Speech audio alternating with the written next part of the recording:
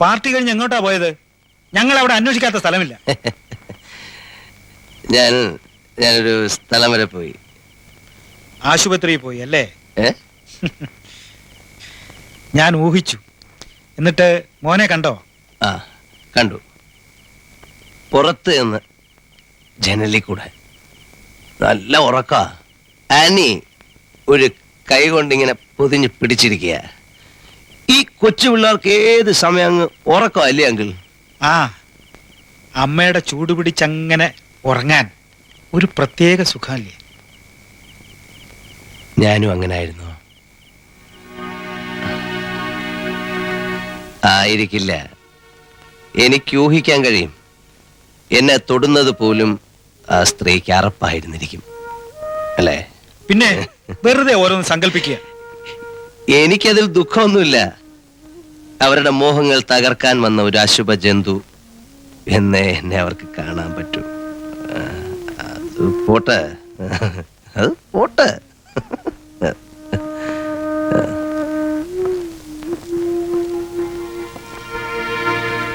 എന്റെ മോനെ കാണുമ്പോ എന്റെ കുട്ടിക്കാലം വെറുതെ ഓർത്തു പോകുന്നു. അവനെ നമുക്കൊരു രാജകുമാരനെ പോലെ വളർത്തണം.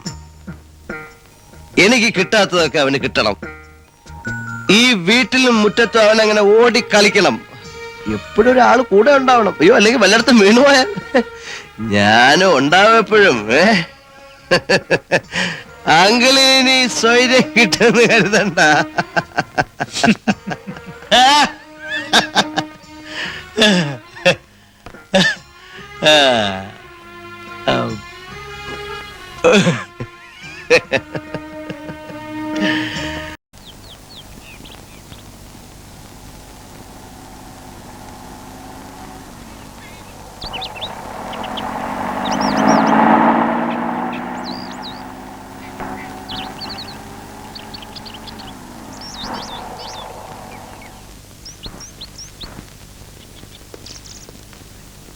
ഹലോ രാജീവ്. ഹലോ. വന്നിട്ട് കുറെ സമയമായോ? ഇല്ല, ഒരു അരമണിക്കൂറായി. ഒറ്റയ്ക്കല്ല, കുഞ്ഞും തള്ള എല്ലാരും ഉണ്ട്. ഡിസ്ചാർജ് ചെയ്തോ? കൊച്ചിന്റെ തന്ത ഇത് എവിടെയായിരുന്നു? ഞാൻ അതൊക്കെ വാങ്ങാന്ന് കരുതി പോയതാ. ഇതൊക്കെ എന്തിനാ ഇപ്പോ? Good morning sir. Morning. Good morning. കണ്ണ് തുറന്നതേ ഉള്ളൂ. അതിനുമുമ്പ് വാങ്ങിക്കൊണ്ടുവന്നിരിക്കുന്ന സാധനങ്ങളെ ഉണ്ടോ? ഇതൊക്കെ എടുത്ത് അകത്ത് വെക്കൂ. ഹോസ്പിറ്റലിലെ ബില്ലൊക്കെ സെറ്റിൽ ചെയ്തില്ലേ? അതൊക്കെ ഞാൻ എത്തുന്നതിന് മുമ്പ് ഇദ്ദേഹം സെറ്റിൽ ചെയ്ത് കഴിഞ്ഞു. പ്രസവത്തിന്റെ ചെലവ് സ്ത്രീയുടെ വീട്ടുകാരുടെ കടമയാ. അത് ഞങ്ങൾ ചെയ്തു. നിങ്ങൾ വന്നിട്ട് ഇറങ്ങാമെന്ന് വിചാരിച്ച് വെയിറ്റ് ചെയ്യായിരുന്നു. ആനിയെ കുറച്ചു ദിവസം കൂടി താമസിപ്പിക്കാമെന്ന് വിചാരിച്ചത് നിങ്ങളുടെ പണം കണ്ടോണ്ടല്ല, മനുഷ്യത്വത്തിന്റെ പേരില്ല. പിന്നെ എൻ്റെ കുട്ടിയല്ലെങ്കിലും എൻ്റെ ആനി പ്രസവിച്ച കുട്ടിയല്ലേ. ആ ഒരു സ്നേഹവും ബന്ധവും ആ കുഞ്ഞിനോട് എനിക്കുണ്ട്. കണക്ക് പറഞ്ഞാൽ നശിപ്പിക്കരുത്. ആനിയോടെയാണെന്ന് യാത്ര പറയട്ടെ.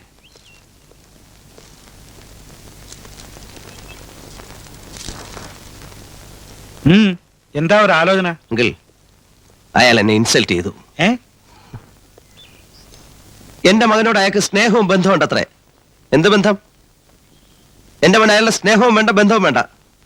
അവൻ എന്റെ മാത്രമാണ്. ഞാൻ അവനൊരു അടി കൊടുക്കട്ടെ? ചുമ്മാ നിൽക്കേ, ഒന്നും വേണ്ട.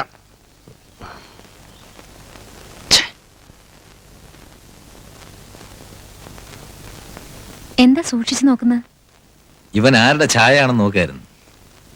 എന്തായാലും ദാസിന്റെ ചായ കാണില്ല. അതെനിക്കറിയാം. എന്റെ ചായ എന്റെ കുഞ്ഞിനല്ലേ ഉണ്ടാവൂ. ഇവൻ എന്റെ ചായയാണ് അല്ലേ അമ്മച്ചി?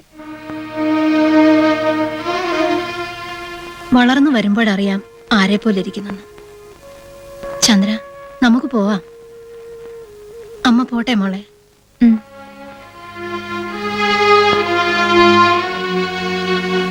പോട്ടെ അനി. ശരി.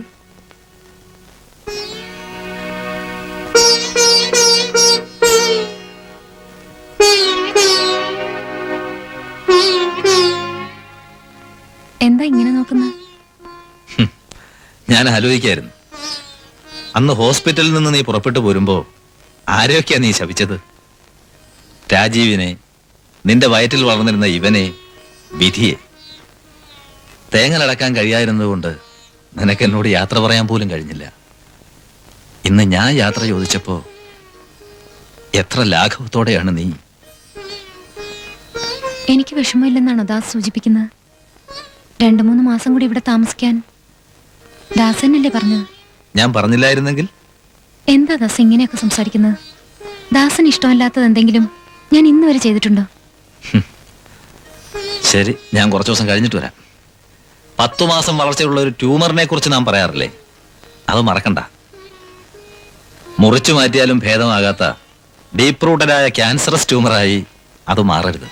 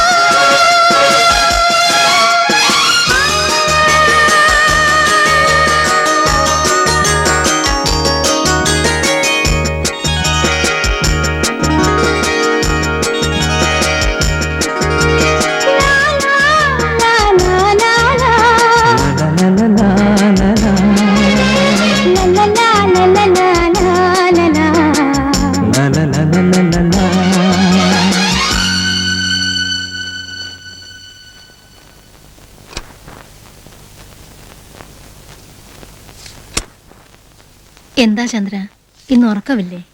ഉറക്കം വരുന്നില്ല, മനസ്സിന് എന്തോ ഒരു അസ്വസ്ഥത. ആനയുടെ കത്തൊന്നും കാണാഞ്ഞിട്ടാ. 2 വരി കുറിച്ചിട്ടിട്ട് 1 മാസമായി. നമുക്ക് നാളെ ഒന്ന് പോകാം. ഞാൻ വരുന്നില്ല. ഞാൻ വരുന്ന അയാൾക്ക് ഇഷ്ടമല്ല. പിന്നെ ആനി പോലും എന്നെ അവഗണിക്കുന്നു എന്നൊരു തോന്നൽ. എന്താ ഇത്? കുറച്ചു നാൾ അകന്നു നിന്നപ്പോ വെറുതെ തോന്നുന്നതാ. തോന്നലാകട്ടെ എന്ന് പ്രാർത്ഥിക്കുക ഞാൻ. അമ്മേ, ഒരു സ്ത്രീക്ക് ഭർത്താവിനോടോ കുഞ്ഞിനോടോ ആരോടായിരിക്കും ഏറ്റവും കൂടുതൽ സ്നേഹം തോന്നുക? അത് രണ്ടാളോടും. അതൊരു കുഴയ്ക്കുന്ന ചോദ്യമാണല്ലേ.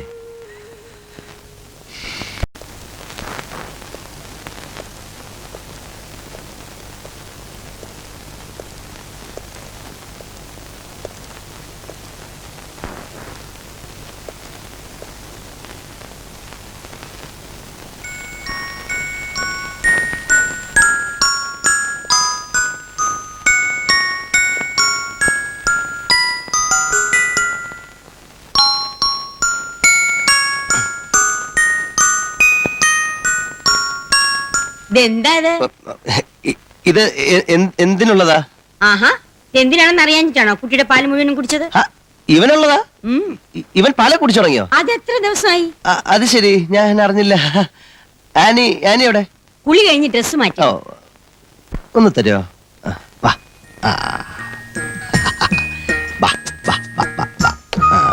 ആ, നോ നോ നോ, വൈ?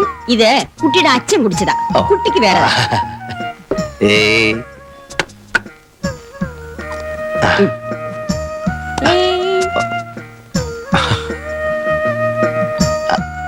ഏയ്.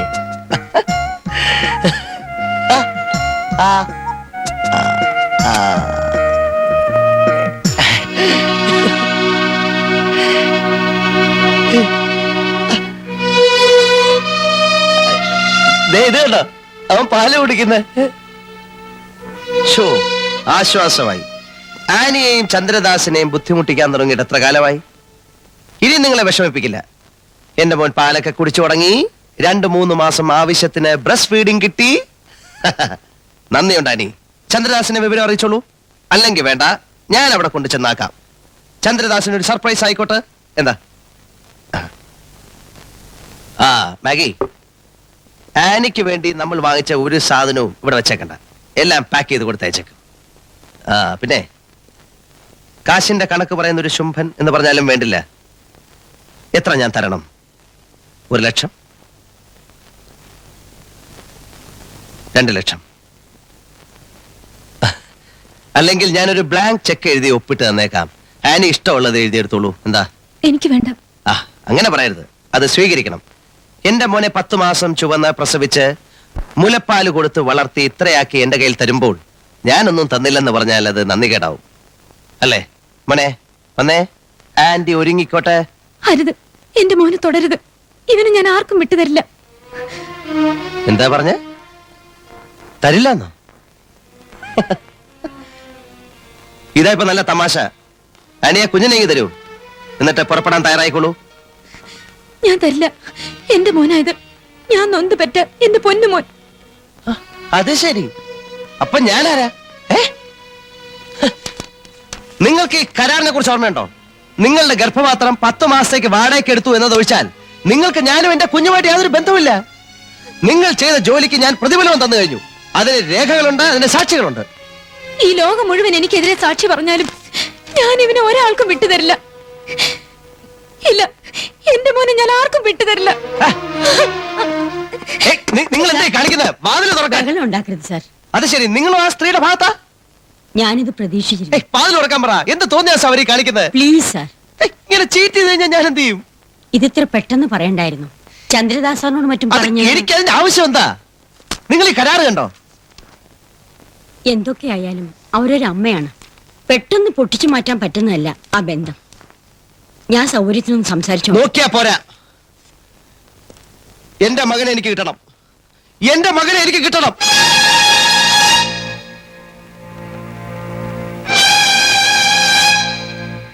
ഇവള് നമ്മളെ ചതിക്കോ? ചതിച്ചാൽ രാജീവിന്റെ തനി സ്വഭാവം അറിയുമെന്ന് അവളോട് പറഞ്ഞേക്ക്. വഞ്ചന കാണിച്ചാൽ കൊന്നുകളയും ഞാൻ അവളെ.